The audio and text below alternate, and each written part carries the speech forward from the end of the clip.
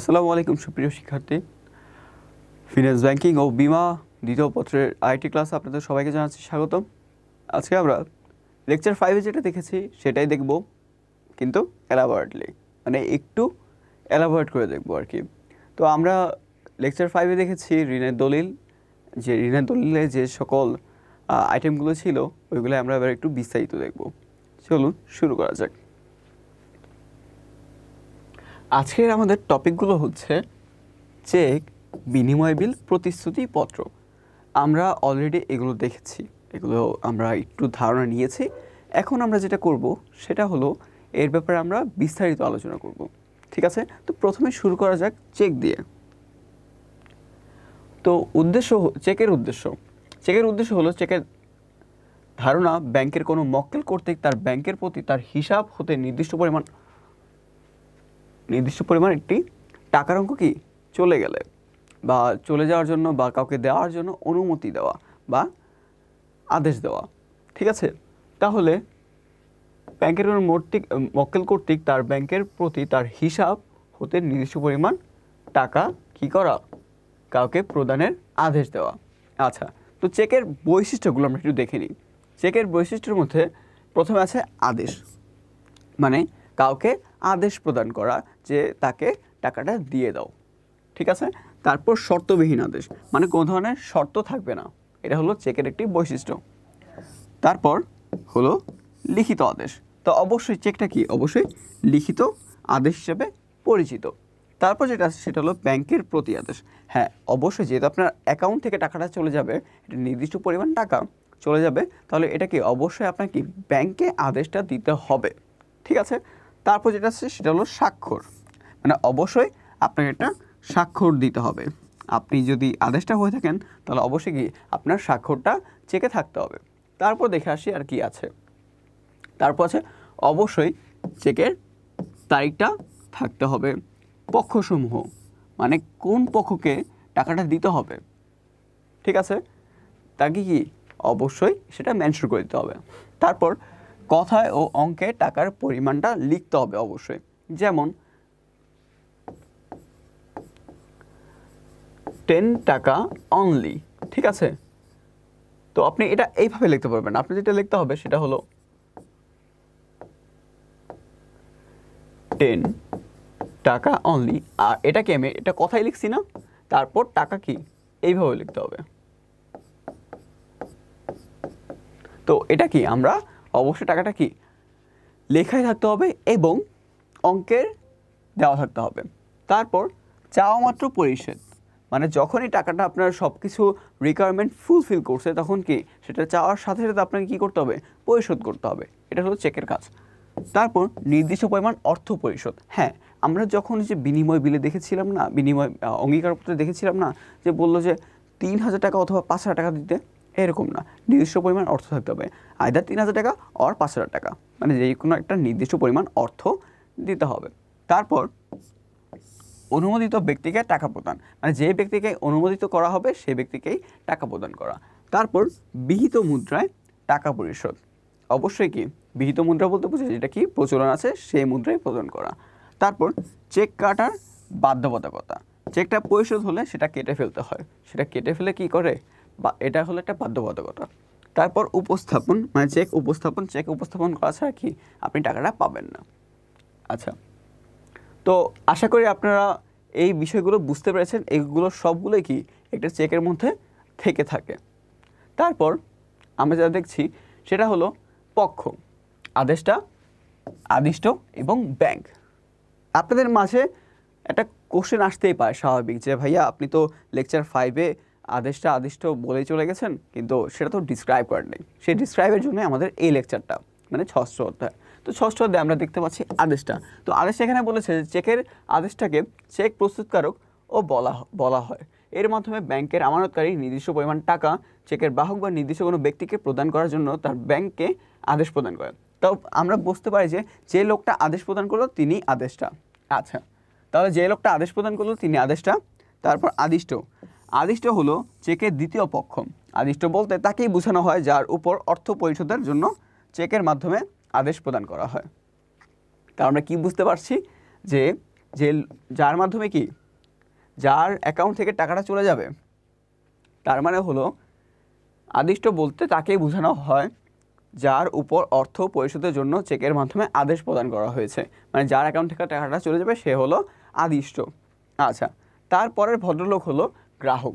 সহজ কথায় আদেশটা চেকের মাধ্যমে যাকে নির্দিষ্ট পরিমাণ অর্থ প্রদানের আদেশ দেয় তাকে চেকের প্রাপক বলে। আদেশটা নিজেই চেকের প্রাপক হতে পারেন। এর মানে হলো ব্যাংক থেকে টাকা তুলতে হলে তাকে চেক কাটতে হবে। চেকের টাকা তিনি নিজে তুলতে পারেন কিংবা অন্যকে দিয়েও তুলতে পারেন। তাহলে সহজ কথায় বলতে আমরা যেটা বুঝি যে আদেশটা চেকের মাধ্যমে যাকে নির্দিষ্ট পরিমাণ অর্থ প্রদানের আদেশ দেয় তাকে চেকের প্রাপক বলে। আচ্ছা, তারপর চেক দেখে আসি। আমরা দেখেছিলাম যে চেক 3 প্রকার, বাহক চেক, তারপর হুকুম চেক এবং দাগ কাটা চেক। তো এগুলো আমরা একটু ডিসক্রাইব করে পড়ি। যেমন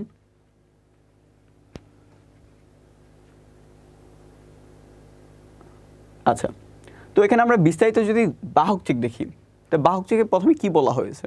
তো এখানে বলা হয়েছে যে চেক যে কোনো ব্যক্তি ব্যাংকে উপস্থাপন করে টাকা তুলতে পারে তাকে বাহক চেক বলে। মানে যে কোনো ধরনের ব্যক্তি টাকাটা চেকটা নিয়ে চলে গেল তাহলে কি সেটা বাহক চেক হয়ে গেল। ঠিক আছে? তো এটার মাধ্যমে যে কেউ টাকা তুলতে পারবে। কিছু বৈশিষ্ট্য আছে, যেমন এই ধরনের চেককে ইচ্ছে করলে হুকুম চেক বা দাগ কাটা চেকে রূপান্তর করা যায়। তাহলে এগুলোকে কী করা যায়? হুকুম চেক এবং দাগ কাটা চেকে কী করা যায়? রূপান্তর করা যায়। তারপর যেটা আছে এটা হস্তান্তর করার জন্য নিয়মকানুন খুবই সহজ, এটা খুবই ইজিলি কি হস্তান্তর করা যায়। তারপর এই ধরনের চেক লেনদেনের সবচেয়ে সহজ। বাহক চেক ব্যাংকে উপস্থাপনের সাথে সাথে অর্থ দিয়ে দিবে বাহক চেকের। ঠিক আছে, তো মানে কি ব্যাংকে উপস্থাপনের সাথে সাথে অর্থটা আপনাকে দিয়ে দিবে। এটার কিছু অসুবিধা আছে, অসুবিধাগুলো আমরা একটু দেখি। বাহক চেকের নিরাপত্তা কম, মানে এই চেক যদি আপনি হারাই ফেলেন, সামহাও আপনি হারাই ফেলছেন, তো যে কেউ কিন্তু এই চেকটা কিন্তু ভাঙায় টাকা নিতে পারে। তো এটা একটা বড় ধরনের অসুবিধা। তারপর আরেকটা অসুবিধা হতে পারে, এই ধরনের চেক সাথে বহন করার সময় নিরাপত্তার কারণে সাবধানতা অবলম্বন করা প্রয়োজন। ধরেন আপনি এখন একটা রাস্তা দিয়ে যাচ্ছেন বাহক চেক নিয়ে, তো এখন যদি আপনাকে কেউ ছিনতাইকারীরা যদি আপনার চেকটা নিয়ে যায় তাহলে এটাতে আপনি কোনো ধরনের পাবেন না, নিরাপত্তা পাচ্ছেন না। তো যে কেউ ওই টাকাটা ভাঙায় নিতে পারবে, যে কেউ চেকটা ভাঙায় টাকা নিয়ে নিতে পারবে। তারপর দেখেন এই ধরনের চেকের মাধ্যমে বড় ধরনের লেনদেন নিরাপদ নয়। তো আমরা যেটা একটু আগে বললাম যে হ্যাঁ আপনার টাকাটা আপনি চেকটা ভাঙায়া অন্য কেউ টাকা নিয়ে গেল, এখন যে এটা বড় অ্যামাউন্ট হয় তাহলে কিন্তু আপনি নিরাপত্তা পাচ্ছেন না। এগুলো হলো বাহক চেকের অসুবিধা। তারপর আমরা দেখব হুকুম চেক। আচ্ছা, হুকুম চেকে কি? অথবা শব্দটির পরে অর্ডার বা আদেশক্রমে অথবা বাহকের শব্দটি কেটে দেওয়া হলে তাকে হুকুম চেক বলে। ঠিক আছে? আচ্ছা, তারপর হুকুম চেক বাহক চেকের চেয়ে বেশি নিরাপদ এবং জালিয়াতেও কম হয়। মানে আমি বাহকটা কেটে দিলাম, জাস্ট কী করছি, আমি জাস্ট লিখে দিছি যে তাকে টাকাটা দেওয়া হবে, এটাতে জালিয়াতের সুযোগ কম। চেক হারিয়ে গেলেও যে কেউ টাকা তুলতে পারবে না, কারণ আমি বলে দিচ্ছি যে তাকে টাকাটা দিতে, আমি উল্লেখ করে দিচ্ছি কাকে টাকা দিতে হবে। তারপর হুকুম চেকের পেছনে স্বাক্ষর করে হস্তান্তর করা হয়। অবশ্যই আপনি যখন হস্তান্তর করবেন তখন সেটার শেষে কী করতে হয়? স্বাক্ষর করতে হয়। তারপর হুকুম চেকের মাধ্যমে যে কোনো পরিমাণ অর্থের লেনদেন করা নিরাপদ, এটা অবশ্যই নিরাপদ। হুকুম চেকে ঝুঁকি কম থাকে। যদি প্রশ্ন আসে কখনো যে হুকুম চেক এবং বাহক চেকের মধ্যে কোনটার ঝুঁকি সবচেয়ে বেশি কম, কারণ আমরা উত্তর দিব সেটা হলো কি হুকুম চেক। কারণ এটার শেষে কি থাকে? এটাতে আপনার বলাই থাকবে যে অথবা শব্দটির পর অর্ডার বা আদেশক্রমে অথবা বাহকের শব্দটি কেটে দেওয়া হবে। ঠিক আছে? আচ্ছা, তারপর হুকুম চেকের অসুবিধা কিছু আছে, যেমন হুকুম চেকের টাকা নির্ধারিত ব্যক্তি ছাড়া কেউ তুলতে পারে না বললে লেনদেন সহজ হয় না। ধরেন আপনার একটা ইমার্জেন্সি হইলো, কিন্তু আপনি একটা হুকুম চেক লিখলেন, যে ইমার্জেন্সির ফলে আপনি যেতে পারছেন না, আপনি চাচ্ছেন আপনার কোনো একটা প্রতিনিধি গিয়ে ব্যাংক থেকে টাকাটা তুলুক, কিন্তু এটা সম্ভব না, কারণ বাহক চেকে অলরেডি হুকুম চেকে অলরেডি আপনার নাম দেওয়া আছে। তো এটা অবশ্যই কি একটু কমপ্লিকেটেড। এক্ষেত্রে আপনি ছাড়া আর কেউ টাকা তুলতে পারবে না। তো তারপর ব্যাংক হিসাব না থাকলে এ ধরনের চেকের টাকা পেতে অসুবিধা হয়, কারণ আপনার অবশ্যই কি ব্যাংক হিসাব থাকা লাগবে, মাস্ট এটা থেকে। তারপর এই ধরনের চেকের নিরাপত্তা দাগ কাটা চেক অপেক্ষা কম। আচ্ছা, আমরা দাগ কাটা চেকে গেলে আরও বুঝতে পারবো, কারণ দাগ কাটা চেকে আরও বেশি নিরাপত্তা আছে। তারপর একমাত্র প্রস্তুতকারকই হুকুম চেককে বাহক চেকে রূপান্তর করতে পারেন। তার মানে যে প্রস্তুত করবে সেই একমাত্র কি হুকুম চেককে বাহক চেকে রূপান্তর করতে পারবে। আচ্ছা, এছাড়া অন্য কেউ পারবে না। তারপর যে চেকের উপরে বাম দিকের উপর কোনায় কোনাকুনি, আচ্ছা আমরা এখন দেখতেছি দাগ কাটা চেক। তাহলে আমরা আগে সংজ্ঞাটা বলবো, সাথে সাথে চিত্র আঁকবো। চিত্রটা হলো যে চেকের উপর দিকে বাম কোনায় সমান্তরাল দুটি দাগ থাকে এবং অ্যান্ড কং কেবলমাত্র প্রাপকের হিসাবে অ্যান্ড কং অথবা প্রাপকের হিসাবে নাম প্রতিটি থাকে, তাকে দাগ কাটা চেক বলে। আচ্ছা, এটাতে আপনার শাখার নাম উল্লেখ থাকবে, ব্যাংকের নাম উল্লেখ থাকবে, তারপর অ্যান্ড কং উল্লেখ থাকতে হবে কেবলমাত্র প্রাপকের হিসাবে, তারপর কোম্পানির নামও কি উল্লেখ থাকবে, ঠিক আছে। আচ্ছা, তো এই দাগ কাটা চেকে আপনার এটার যে সিকিউরিটি, এটা তুলনামূলকভাবে বাকিদের থেকে অনেক বেশি। কারণ দেখেন এখানে আপনার নাম, ঠিকানা সব কিছু কি উল্লেখ থাকতেছে, তাহলে এটা কি কোনো রিস্ক নাই। এটা একদম যেই অ্যাকাউন্টের কথা বলা হয়েছে ওই অ্যাকাউন্টে গিয়ে টাকাটা জমা হবে। তাহলে কি দাগ কাটা চেক অবশ্যই কি অধিক নিরাপদ বাকিদের তুলনায়। ওকে, তারপর দেখে আসি এর সুবিধাসমূহ। দাগ কাটা চেকের টাকা ব্যাংকের হিসাবের মাধ্যমে উত্তোলন করতে হয়। ব্যাংকে কোনো নির্দিষ্ট হিসাবে জমা না দিয়ে সরাসরি টাকা তোলা যায় না। তাহলে এটা কি যে আপনার নির্দিষ্ট কোনো অ্যাকাউন্ট ছাড়া, মানে যে অ্যাকাউন্ট বলছে ওই অ্যাকাউন্ট ছাড়া আপনি কি টাকাটা তুলতে পারবেন না। যেমন নগদে আমরা কি বাহক চেকে নগদে টাকা তুলতে পারতাম, কিন্তু এটার ক্ষেত্রে কিন্তু তুলতে পারবো না। আচ্ছা দেখেন, এই চেক হারিয়ে গেলেও চেকের টাকার ঝুঁকি থাকে না, এটি লেনদেনের প্রমাণ্য দলিল হিসেবে কাজ করে। এখন যদি হারাই গেল, এক ভদ্রলোক যদি যায় এই চেকটা দিয়ে আসে, তাহলে কিন্তু ঘুরে ফিরে আপনার অ্যাকাউন্টেই টাকাটা আসবে। আচ্ছা, তারপর দেখে আসি আরেকটা সুবিধা। দাগ কাটা চেক ব্যাংক জমা দিয়ে টাকা সংগ্রহ করা হয় বলে অন্য কেউ টাকা তুলতে পারে না, ফাইন। তারপর যেহেতু দাগ কাটা চেকের টাকা কোনো ব্যাংকের নির্দিষ্ট কোনো হিসাবের মাধ্যমে সংগ্রহ করা হয়, সেহেতু কোনো চেক কেউ জালিয়াতি বা চুরি করলে তা শনাক্ত করা সহজ হয়। তাহলে ওই যে আগের কথাই, কেউ চুরি করলে আপনি এটার কোনো পাচ্ছেন না, মানে আপনার কোনো সমস্যাই হচ্ছে না, উল্টা আপনার টাকা অ্যাকাউন্টে আসতেছে। তারপর দাগ কাটা চেকের নিরাপত্তা সবচেয়ে বেশি হয় যে কোনো ধরনের বড় অঙ্কের টাকা দাগ কাটা চেকের মাধ্যমে কী করা হয়, পরিশোধ করা যায়। তো বাকিদের আমরা যেগুলো দেখছিলাম বাকিগুলো একটু রিস্কি, বাট এটা একদমই রিস্কি না। এটা আপনি বড় ধরনের অ্যামাউন্ট কী করতে পারবেন, ট্রান্সফার করতে পারবেন। তারপর যেটা আছে সেটা হলো প্রয়োজন হলে দাগ কাটা চেককে আদেশটা কর্তৃক খোলা বা হুকুম চেকে পরিণত করা যায়। আচ্ছা, এটা একটু ভালো মতন দেখি, কারণ এটা থেকে প্রশ্ন আসতে পারে যে দাগ কাটা চেককে কীভাবে খোলা বা হুকুম চেকে কী করা যায়, রূপান্তর করা যায়। তো সেক্ষেত্রে আপনার যেটা মনে রাখতে হবে সেটা এই ক্ষেত্রে প্রস্তুতকারক চেকের দাগ কাটা স্থানে তার নমুনা স্বাক্ষর করে চেকটি বাহক চেকে বা হুকুম চেকে রূপান্তর করতে পারেন। তা কী করতে হবে, নমুনা স্বাক্ষর করে চেকটি বাহক চেকে রূপান্তর করতে হবে। এই চেক অনুমোদন দ্বারা হস্তান্তর করা যায়, তাহলে অবশ্যই কি আপনার নমুনা স্বাক্ষরটা দিতে হবে। তারপর দাগ কাটা চেক অধিকতর নিরাপদ এবং জালিয়াতি ও প্রতারণার সুযোগ কম হয়। ব্যাংক ও মক্কেল উভয়ই নিরাপদ বোধ করে, ফলে তাদের মধ্যে কোনো ধরনের ভুল বোঝাবুঝির অবকাশ থাকে না। তারপর ব্যাংকের কাছে ও দাগ কাটা চেক সুবিধাজনক ও নিরাপদ, কেননা ব্যাংক নিশ্চিন্তে অন্য ব্যাংক কর্তৃক উপস্থাপিত দাগ কাটা চেক পরিশোধ করতে পারে। তো আমরা দেখতে পাচ্ছি যে দাগ কাটা চেক আসলে খুবই নিরাপদ। ওকে, তো আরেকটা এখানে সবচেয়ে গুরুত্বপূর্ণ লাইন কোডটা ছিল, সেটা হলো প্রস্তুতকারক চেকের দাগ কাটা স্থানে তার নমুনা স্বাক্ষর করে চেকটি বাহক চেকে বা হুকুম চেকে রূপান্তর করতে পারে। ঠিক আছে। আচ্ছা, যদি প্রশ্ন আসে যে দাগ কাটা চেককে কীভাবে বাহক চেক বা হুকুম চেকে রূপান্তর করা যায়, তাহলে আমরা এই উত্তরটা লিখব। আচ্ছা, তারপর চেকের জালিয়াতি ও প্রতারণার বিপক্ষে ব্যাংকের সতর্কতা বা করণীয় সমূহ। অনেক ধরনের জালিয়াতি হয়ে থাকে, তো সেই ক্ষেত্রে কি ব্যাংকের অবশ্যই সতর্ক থাকা উচিত। তো সতর্ক থাকার জন্য যে করণীয়গুলো আছে সেগুলো আমরা একটু দেখব। প্রথমে যেটা আছে সেটা হলো ব্যাংক ও শাখা। আচ্ছা, ব্যাংক ও শাখা, তো অবশ্যই কি ব্যাংক ও শাখা, এখানে বলা আছে যে কোনো চেক ব্যাংকে উপস্থাপন করা হলে প্রথমে দেখতে হবে উক্ত চেক সংশ্লিষ্ট ব্যাংকের কি না। তার মানে ব্যাংক এবং শাখাটা কি করতে হবে, পরীক্ষা করে নিতে হবে।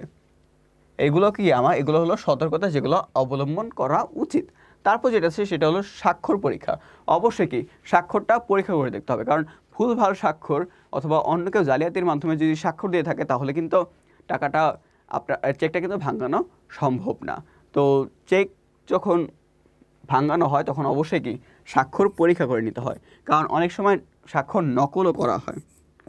যদি আপনার স্বাক্ষর কেউ নকল করে তো সেই ক্ষেত্রে কিন্তু ব্যাংকের উচিত এটা চেক করা। চেকের তারিখ ঠিক আছে নাকি সেটা অবশ্যই কি চেক করা উচিত। কারণ কি আমরা জানি 180 দিন অথবা 6 মাসের মধ্যে যদি চেক না ভাঙাই তাহলে সেটা বাসি চেক হয়ে যায়। তাহলে সেটা কোন চেক হয়ে যায়? তাহলে সেটা বাসি চেক হয়ে যায়। তো অবশ্যই কি চেকের তারিখটা দেখতে হবে। তারপর চেকের ক্রমিক নাম্বার আছে কি না ওইটাও দেখতে হবে, ঠিক আছে? কারণ অনেক সময় দেখা যায় যে এডিটেড করে অনেকজনে কি করে যায়, চেকের তারিখ, চেকের যে নাম্বার সেটা ঠিক করে টাকা নেওয়ার ট্রাই করে। তো আপনার দেখতে হবে যে এই চেকের নম্বরে আর কোনো ট্রানজ্যাকশন হয়েছে কি না, বা এটা কি এই ধরনের চেক কি আমার যে গ্রাহক তাকে প্রদান করা হয়েছে কি না, এগুলো চেক করা উচিত, ঠিক আছে? তারপর অর্থের পরিমাণ, চেকে উল্লেখিত টাকা অঙ্কে ও কথায় লেখা না হলে চেক প্রত্যাখ্যাত করতে হবে। ধরেন আপনি শুধু লিখছেন 10,000 টাকা,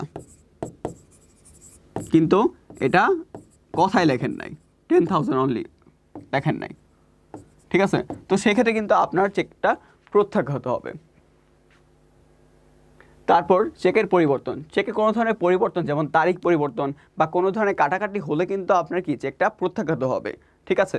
কারণ এটা দ্বারা বোঝাই যায় যে এটা জালিয়াতি করার ট্রাই করা হয়েছে। তো এই জন্যই চেকে কোনো ধরনের পরিবর্তনকে কি করা হয়, আপনার ভালো মতন চেক করা হয় যেন কেউ জালিয়াতি করতে না পারে। তো জালিয়াতির রোধের জন্য চেকের কোনো ধরনের পরিবর্তন দেখলে ওটা প্রত্যাখ্যান করে দিতে হবে। তারপর ছেঁড়া চেক, অবশ্যই চেক ছেঁড়া থাকতে পারবে না, চেক একদম নিট অ্যান্ড ক্লিন থাকতে হবে। তারপর চুরি করা চেক, কোনো চুরি করা চেক করা হয়েছে বা বাহক কুড়িয়ে পেয়েছেন এমন প্রমাণিত হলে ব্যাংক চেকের টাকা প্রদান করবে না, কারণ এটা লিগ্যাল না। শেষ। তারপর হলো হিসাব নাম্বার, অবশ্যই হিসাব নাম্বার থাকতে হবে, স্বাভাবিক। তারপর আদালতের নিষেধাজ্ঞা, কোনো চেকের মূল্য পরিশোধের ক্ষেত্রে আদালতের কোনো রূপ নিষেধাজ্ঞা থাকলে চেকের টাকা প্রদান করা যাবে না। আচ্ছা, তো এই ক্ষেত্রে দেখা যাচ্ছে যে আদালত বলল যে ওই লোকটা ফ্রড, তার কোনো ধরনের চেকের টাকা প্রদান করবে না। এটা যদি আদেশ দিয়ে দেয় ব্যাংকে, তাহলে কিন্তু ব্যাংক সেই টাকাটা আর সেই চেকের টাকাটা আর প্রদান করবে না। আচ্ছা, তারপর আদেশটার মৃত্যু বা দেউলিয়াপনা, যদি আদেশটা মৃত্যু হয় অথবা দেউলিয়া হয়ে যায় তাহলে কিন্তু চেকটা প্রত্যাখ্যাত হবে। তারপর যেটা আছে সেটা হলো আদেশটার নিষেধাজ্ঞা, যদি আদেশটা বা চেক প্রস্তুতকারক নিষেধাজ্ঞা প্রদান করে, যে আমি একটু আপনাদের গত লেকচারে যে সংজ্ঞাটা দিয়েছিলাম সেটাই, যে আমি একটা উদাহরণ দিয়েছিলাম না, যে 10 কেজি ওর 20 কেজি আটা ছিল, সেটা আমি আটার বদলে আমি ভুল কিছু পেয়েছি, বাট আমি চেক দিয়ে দিয়েছিলাম আগে। তখন আমি কল দিয়ে কি বলছি যে ভাই টাকা দিয়ে না, শেষ। এখানে যদি আদেশটা নিষেধাজ্ঞা দেয়, ঠিক আছে? তারপর সন্দেহযুক্ত চেক, সন্দেহ থাকলে সেটা কি পরিশোধ করতে হবে। আচ্ছা, সন্দেহ থাকলে সেটা আগে নিশ্চিত করতে হবে আসলে এটা ঠিক নাকি না। যদি সন্দেহ থাকে তো এই পর্যন্ত চেকটা কি করা যাবে না, চেকটা ভাঙানো যাবে না। তো সন্দেহ ক্লিয়ার করার পরেই চেকটা ভাঙাতে হবে।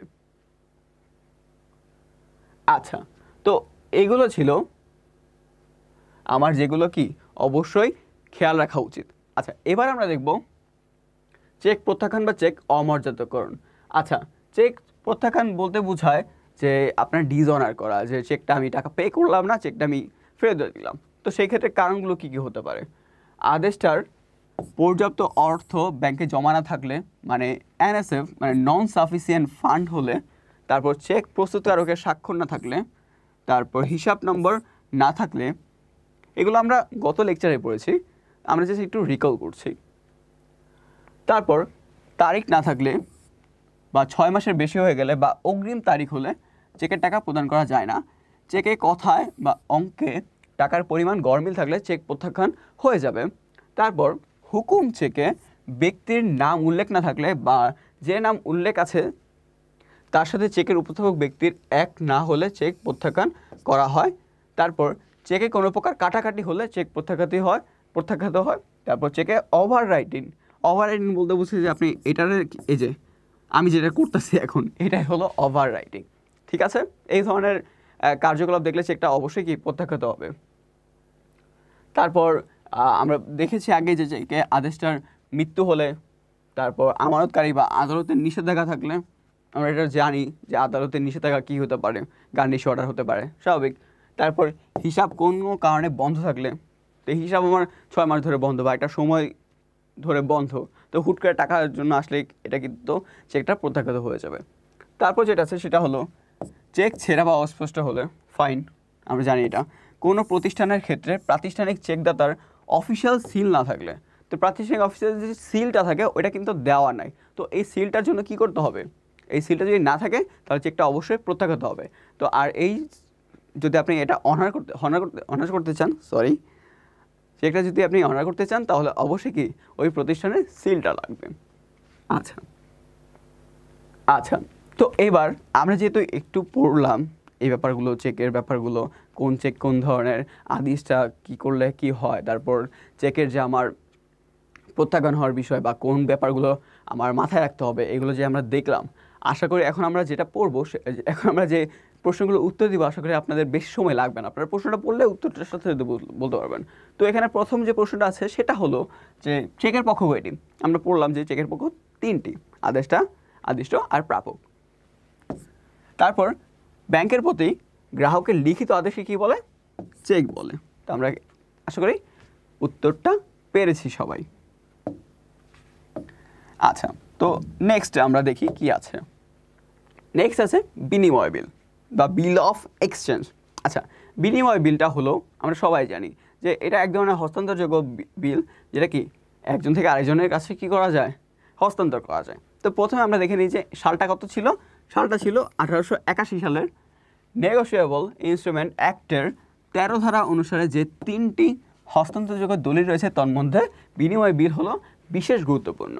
আচ্ছা, আমরা এখন বিনিময় বিল সম্পর্কে জানতে পারবো।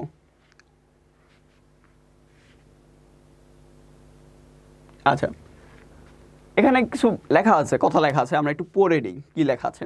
লেখা আছে যে দ্রব্যের বিক্রেতা কর্তৃক ক্রেতাকে দ্রব্যের মূল্য বাবদ নির্দিষ্ট পরিমাণ টাকা কোনো নির্দিষ্ট তারিখে পরিশোধ করার শর্তহীন আদেশকে বিনিময় বিল বলা হয়।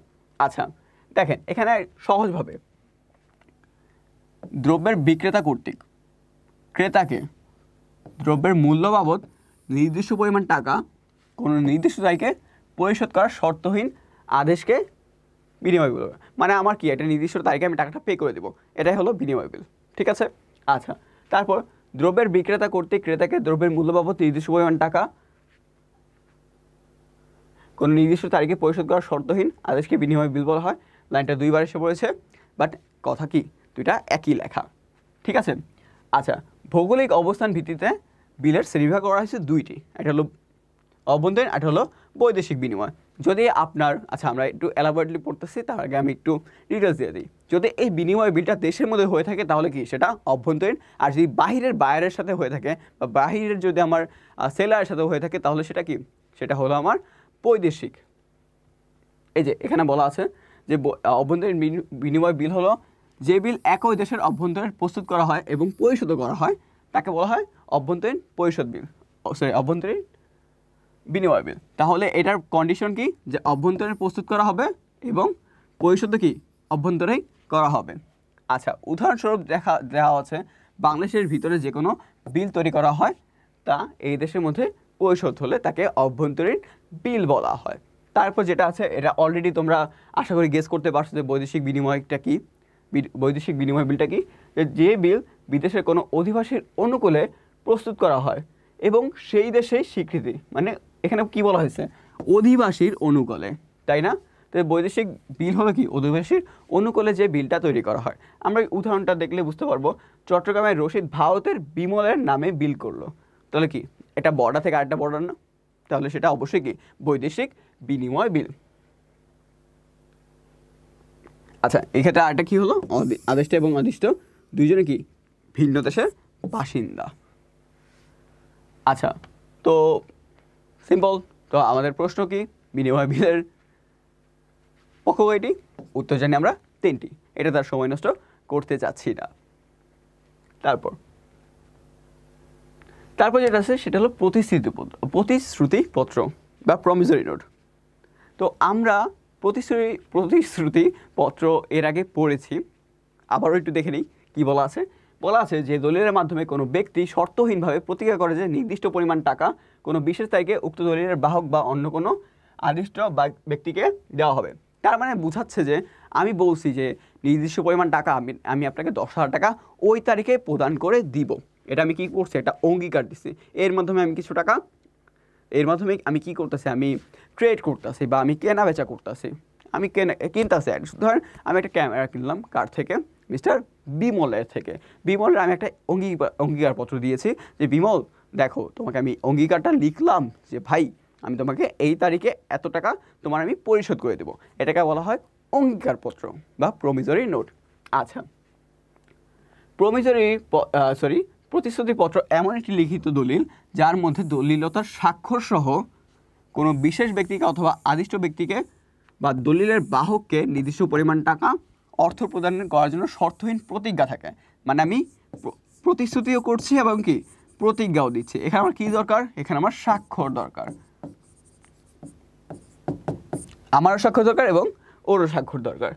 আচ্ছা, এটা অবশ্যই কি যুক্তিসঙ্গত সময়ের মধ্যে পরিশোধের জন্য কি এই অঙ্গীকারপত্রটা দেওয়া হয়। আচ্ছা, প্রতিজ্ঞাপত্রের নমুনা। এখানে আমরা একটা প্রতিজ্ঞাপত্রের নমুনা দেখতে পাচ্ছি। ধরুন এটা হলো আমার, আচ্ছা এটা হলো প্রতিজ্ঞাপত্রের নমুনা।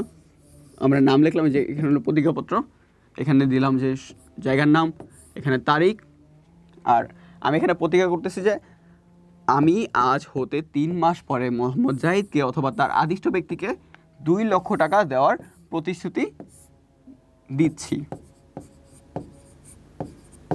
তো এটাকে কি বলা হয়, একটা প্রতিজ্ঞাপত্রের নমুনা। তো এই ধরনের প্রতিজ্ঞাপত্র দিয়েই কি ব্যবসায়ীরা লেনদেন করে থাকেন। তো আশা করি তোমরা প্রতিজ্ঞাপত্রটা বুঝতে পেরেছো। এটা একদমই সহজ, এটা আমরা সবাই বুঝতে পেরেছি, ঠিক আছে। আচ্ছা, তারপর আমরা নেক্সট স্লাইডে চলে যাই।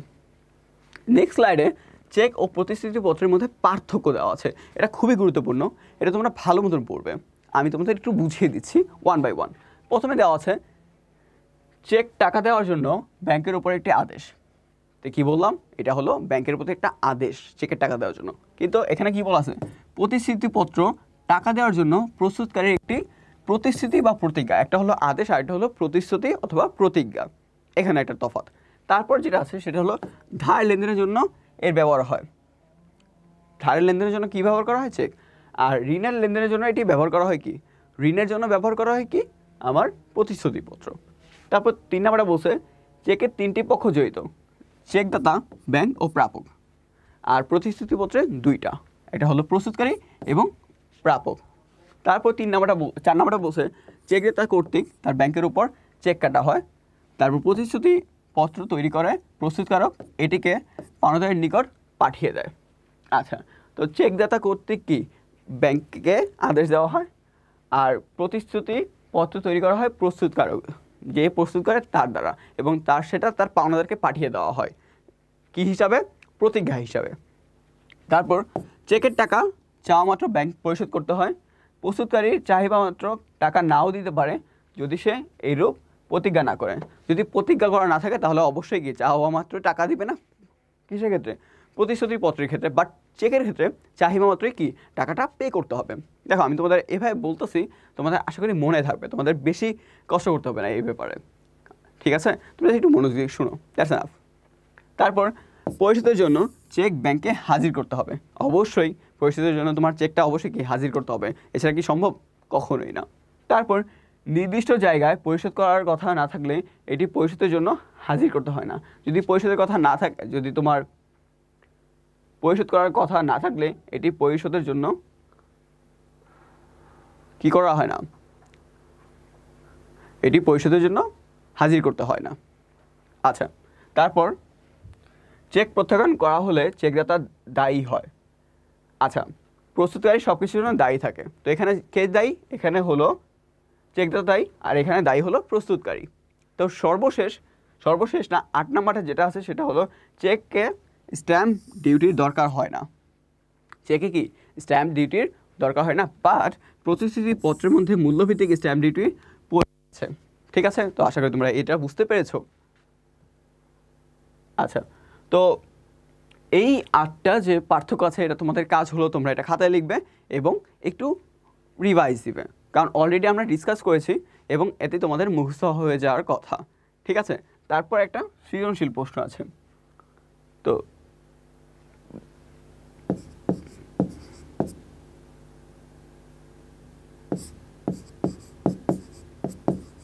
আচ্ছা, তো এখানে একটা সৃজনশীল প্রশ্ন দেওয়া আছে, তোমাদের কাজ হলো এই সৃজনশীল প্রশ্নের উত্তর লেখা।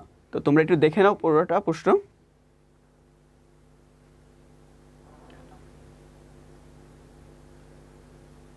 আদালত কর্তৃক প্রশান্তকে অর্থ পরিশোধের নির্দেশ প্রদান কি যুক্তিযুক্ত? আপনার বক্তব্য উপস্থাপন করুন। তো এই ছিল আমাদের ষষ্ঠ অধ্যায়ের উপর ক্লাস। কারণ এটা খুবই সহজ হয়েছে, কারণ পঞ্চম অধ্যায় এবং ষষ্ঠ অধ্যায় খুবই রিলেটেড এবং একটার সাথে একটা কি খুবই রিলেটেড ছিল। এই জন্য আমাদের বুঝতে বেশি সময় লাগার কথা না বা আমাদের ঝামেলা হওয়ার কথা না। তো পুরো ক্লাসটি মনোযোগ দিয়ে দেখার জন্য ধন্যবাদ। আল্লাহ হাফেজ।